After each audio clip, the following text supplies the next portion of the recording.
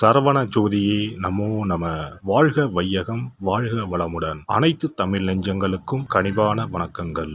நிகழும் ஸ்ரீ மங்களகரமான குரோதி ஆண்டு ஆடி மாதம் 16ஆம் தேதி வியாழக்கிழமை அன்று துவாதசி திதியில் மிருகசிரிசம் நட்சத்திரத்தில் வியாகாதம் நாமயோகத்தில் தைத்தூலம் கர்ணத்தினில் மகா பிரதோஷம் கூடிய நன்னாளில் இந்த மகத்தான ஆகஸ்ட் மாதம் பிறக்கிறது.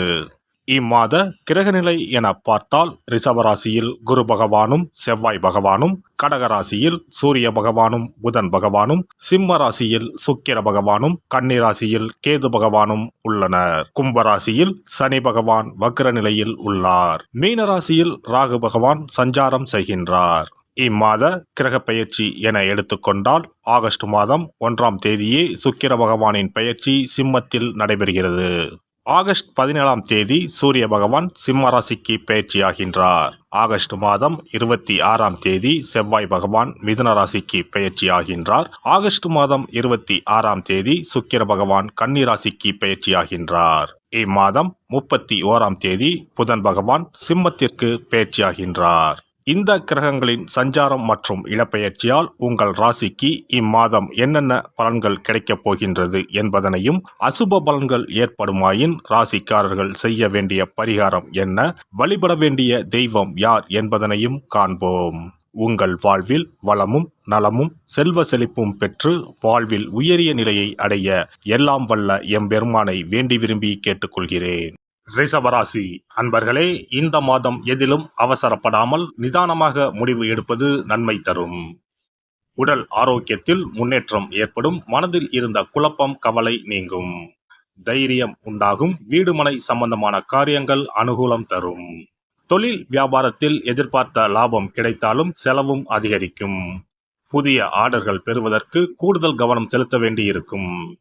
உத்தியோகத்தில் இருப்பவர்கள் தயக்கத்துடன் தங்களது பணிகளை செய்ய வேண்டியிருக்கும். எந்திரங்களை இயக்குபவர்கள் கவனமாக இருப்பது நல்லது.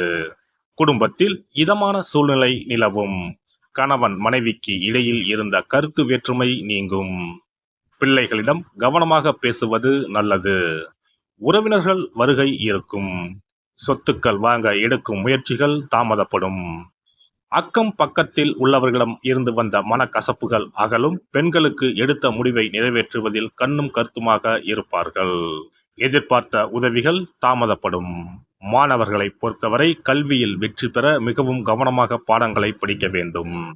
மனக்குழப்பம் நீங்கி தெளிவான சிந்தனை மேலோங்கும்.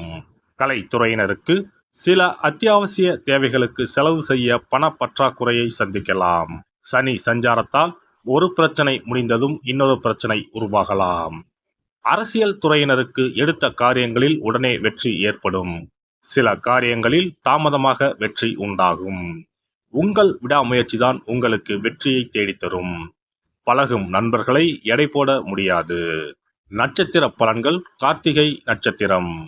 இந்த மாதம் கடந்த காலத்தில் உங்களை விட்டு சென்றவர்கள் விரும்பி வந்து சேர்வார்கள். உறவு பலப்படும். தொலைபேசி தொடர்பு மூலமாக சில புதிய தொழில் ஒப்பந்தங்களை ஏற்படுத்தி லாபம் தேடும் முயற்சியில் ஈடுபடலாம். குடும்பத்தில் மகிழ்ச்சிக்கு குறைவு இருக்காது. சுப நிகழ்ச்சிகள் நடைபெறும். ரோகிணி நட்சத்திரம். இந்த மாதம் சில அத்தியாவசிய தேவைகளுக்கு செலவு செய்ய பண பற்றாக்குறையை சந்திக்கலாம். ஒரு பிரச்சனை முடிந்ததும் இன்னொரு பிரச்சனை உருவாகலாம். ஆனாலும் மகிழ்ச்சியாக இருப்பீர்கள். உங்கள் பிரச்சனைகள் எவ்வளவு இருந்தாலும் தோல்வியும் தோய்வும் இல்லாமல் சமாளித்து ஜெயிக்கலாம். மிருகசிரிசம் நட்சத்திரம். இந்த மாதம் எடுத்த காரியங்களில் உடனே வெற்றி ஏற்படும். உங்கள் விடாமுயற்சிதான் உங்களுக்கு வெற்றியை தேடித்தரும். பழகும் நண்பர்களை எடை போட முடியாது. வெளுத்தது எல்லாம் பால் என்று நம்பும் உங்கள் பெருந்தன்மையை கொஞ்சம் ஒதுக்கி வைக்கவும். வெள்ளிக்கிழமை அன்று அம்மனுக்கு அர்ச்சனை செய்து வணங்க கஷ்டங்கள் நீங்கி வாழ்வில் சுகம் உண்டாகும். சிறப்பு தொகுப்பு. கண் திருஷ்டிகள் அகன்று தடைப்பட்டு கொண்டிருக்கும் காரியங்கள் நிறைவேற செய்ய வேண்டிய பரிகாரம் என்ன என்பதனை பற்றி காண்போம். வாழ்க்கையில் நல்ல நிலையில் இருந்தவர்கள் கூட திடீரென்று பொருளாதாரம் இழந்து மன கஷ்டங்களுடன் வாழும் நிலை ஏற்படும். இந்த நிலை எதனால் ஏற்பட்டது என்று ஆராய்ந்து பார்த்தால் பெரும்பாலும் அவர்களின் மீதான கண் திருஷ்டிதான் காரணமாக இருக்கும். கல்லடி பட்டாலும் கண்ணடி படக்கூடாது என்று சொல்வார்கள் அல்லவா, அது உண்மைதான். இது போன்ற பிறரின் பொறாமை கொண்ட கண் திருஷ்டியினால் பலரின் வாழ்க்கை சிரமத்திற்கு ஆளாக நேரிடும். இது போன்ற கண் திருஷ்டிகளிலிருந்து எப்படி தப்பிப்பது? இருக்கவே இருக்கிறது எளிதாக கிடைக்கும் ஊமத்தஞ்செடி. தெய்வ சக்தி நிறைந்த செடியாக கருதப்படும் ஊமத்தஞ்செடியின் காய், பூ, இலைகள் என அனைத்தும் தீய சக்திகள் விரட்ட பரிகாரத்துக்கு பயன்படுகிறது. பொதுவாக ஊமத்தம் காய்க்கு கெடுதலை அகற்றக்கூடிய சக்தி உண்டு. நம் வீட்டில் உள்ள எதிர்மறை சக்தியை அகற்றுவதற்கு ஊமத்தங்காய் தீபம் சிறந்த பரிகாரமாகிறது. தெய்வீக மகத்துவம் நிறைந்த ஊமத்தங்காய் மற்றும் பூவையும் எடுத்துக்கொள்ளுங்கள். வீட்டுக்கு அருகில் இல்லை என்றால் நாட்டு மருந்து கடைகளில் கிடைக்கும். இந்த 2 பொருட்களையும் மஞ்சள் தண்ணீரை கொண்டு நன்றாக கழுவி விடுங்கள். சிறிது நேரம் அவற்றிலுள்ள ஈரம் போக ஆறவிட்டு பிறகு அவற்றை ஒரு மஞ்சள் துணியில் குலதெய்வத்தை வேண்டி ₹1 நாணயத்தோடு சேர்த்து முடிந்து வீட்டின் நிலைப்படியில் கட்டி தொங்க விடுங்கள். இந்த முடிச்சை வெள்ளிக்கிழமை அல்லது ஞாயிற்றுக்கிழமைகளில் தயார் செய்து வாசல் படியில் கட்டுவது சிறப்பு. தினமும் வீட்டில் தீபம் ஏற்றி காண்பிக்கும் போது இந்த முடிச்சுக்கும் காண்பிக்கவும். இதேபோல் ஊமத்தம் இலைகள் கிடைத்தால் அந்த இலைகளை சுத்தமான மஞ்சள் தண்ணீரில் கழுவிவிட்டு அவற்றை கொண்டு வீட்டில் இருக்கும் விநாயகருக்கு திங்கள் கிழமைகளில் தொடர்ந்து அர்ச்சனை செய்து வர வேண்டும். ஊமத்தம் பூவையும் விநாயகருக்கு சூட்டலாம். 3 வாரங்கள் தொடர்ந்து திங்கள் கிழமைகளில் விநாயகருக்கு ஊமத்தை இலையால் அர்ச்சனை செய்து ஊமத்தம் பூவை சூட்டி வழிபட்டால் வீட்டில் உள்ள கெட்ட சக்தி நடமாட்டம் மற்றும் கண் திருஷ்டிகள் தீரும். ஊமத்தம் செடியும் சிவபெருமானுக்கு உகந்த இலை ஆகும். இந்த ஊமத்தங்காய் வைத்து சிவபெருமானுக்கு தீபம் ஏற்றி வழிபடுவதன் மூலம் நமது பிரச்சனைகளில் இருந்து எளிதாக விடுபட முடியும். முதலில் 2 ஊமத்தங்காய்களை எடுத்துக்கொள்ள வேண்டும். அவற்றின் மீது முட்கள் இருப்பதால் மிகவும் கவனமாக கையாள வேண்டும். ஊமத்தங்காயின் காம்பு பகுதிகளை வெட்டி கொண்டு கத்தியை பயன்படுத்தி ஊமத்தங்காயின் உள்ளே இருக்கும் விதை பகுதியை முழுவதுமாக நீக்கிவிட வேண்டும். பின்னர் 2 அகல் விளக்குகள் மற்றும் விளக்கு வைப்பதற்கான 2 தட்டுகளை எடுத்து சுத்தம் செய்து அவற்றிற்கு மஞ்சள் குங்குமம் போட்டு வைத்துக் கொள்ள வேண்டும். பின்னர் 2 தட்டின் மீதும் ஒவ்வொரு அகல் விளக்கை வைத்துக் கொள்ள வேண்டும். அதன் பிறகு எப்போதும் பூஜை செய்வதற்கு வைப்பது போன்ற வெத்தலைப்பாக்கு, பழம் போன்றவற்றை வைத்துவிட்டு 2 விளக்குகளையும் ஏற்றி சிவபெருமானை மனதார வேண்டிக் கொள்ள வேண்டும். எனக்கு இருக்கும் பிரச்சனைகள் அனைத்தும் தீர்ந்து இன்பமான வாழ்க்கை கிடைக்க வேண்டும் என வேண்டிக் கொள்ள வேண்டும்.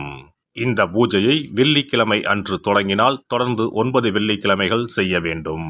ஊமத்தங்காயின் மீது எவ்வாறு முட்கள் இருக்கிறதோ அதுபோல நமது வாழ்க்கையில் இருக்கும் முட்கள் போன்ற பிரச்சனைகளை அவை தீர்த்து வைக்கின்றன. இந்த பூஜையை நாம் தொடர்ந்து செய்து வருவதால் நம் மீது இருக்கும் கண் திருஷ்டிகள் அகன்றுவிடும். தீராத துயரங்கள் தீர்ந்துவிடும். பணம், நகை நம்மிடம் பெருகி வரும். சிலருக்கு கையில் சுத்தமாக பணம் இருக்காது. வறுமை தாண்டவமாடும். கடன் தொல்லையால் கஷ்டப்படுவார்கள். பண பிரச்சனையில் சிக்கி கொண்டிருப்பவர்கள் இந்த தீபத்தை ஏற்றினால் 3 வாரங்களில் நல்ல பலனை பெற முடியும். தொழிலில் நல்ல முன்னேற்றம் இருக்கும். கடன் பிரச்சனைகள் தீரும். உறவினர்களிடையே பகைமை இருந்தால் அவையும் மறைந்துவிடும். நோய்வாய் உள்ளவர்கள் இந்த தீபத்தை ஏற்றுவதன் மூலம் நல்ல பலனை பெற முடியும்.